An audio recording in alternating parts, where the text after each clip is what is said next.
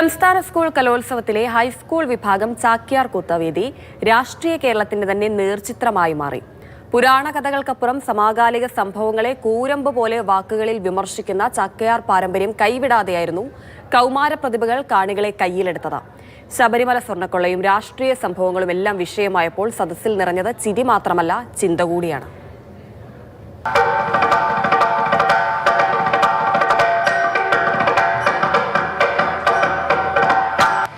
മന്ത്രിക്ക് മാത്രമല്ല തന്ത്രിക്കും വേണമെങ്കിൽ കാരാഗ്രഹവാസമാവാന്നായിട്ടുണ്ട് അല്ലേ?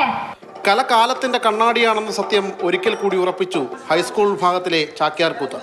സമകാലിക രാഷ്ട്രീയ സംഭവങ്ങളെ പുരാണത്തിലൂടെ ചാക്യാന്മാർ കണക്കിന് ആക്ഷേപിച്ചു. സ്വർണ്ണം ഉണ്ടാക്കാനുള്ള ഒരു വഴി പറഞ്ഞാൽ എങ്ങനെയാ? സ്വർണ്ണം ഉണ്ടാക്കാനുള്ള വഴിയോ? അതെന്താടോ? ഒന്നുമില്ല. ഇപ്പൊ ചില കട്ടളയും വാതിലൊക്കെ സ്വർണം പൊതിഞ്ഞത് പൊളിച്ചു കൊണ്ടുപോകുന്നുണ്ട് എന്ന് കേൾക്കാണ്ട് തനിക്കും വേണമെങ്കിൽ അത് തരാക്കാട്ടോ. ശബരിമലയിലെ സ്വർണ്ണക്കൊള്ളയെയും ഹാസ്യത്തിന്റെ ഭാഗമാക്കി. കുട്ടിക്കാലം തൊട്ട് അവന്റെ ശീലെന്താ? മോഷണം.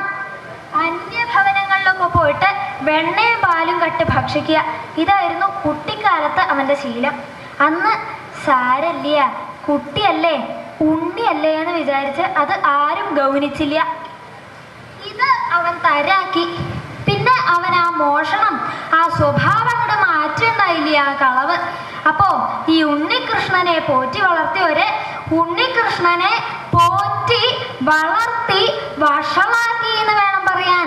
അവരെ വേണം ശകാരിക്കാൻ. തന്ത്രിയും പോറ്റിയും വാസുവുമെല്ലാം ചാക്യാരുടെ നർമ്മത്തിലൂടെ കടന്നുപോയി. താൻ കക്കണതിന്റെ ഒരു പങ്ക് തന്റെ കൂട്ടുകാർക്കും തന്റെ സഖാക്കൾക്കും വിൽക്കും. വാസു എന്ന് പറഞ്ഞാൽ മായ കൊണ്ട് കളിക്കുന്നവെന്നാണ് ഇവന്റെ പേരിന്റെ അർത്ഥം.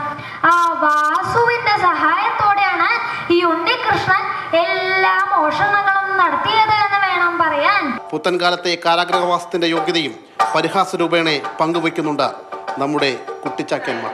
വേദമന്ദാരത്തിൽ അരങ്ങേറിയ ചാക്യാർ കൂത്തിൽ സമകാലിക രാഷ്ട്രീയ വിഷയങ്ങൾ തന്നെയായിരുന്നു മത്സരാർത്ഥികൾ വിഷയമാക്കിയത്.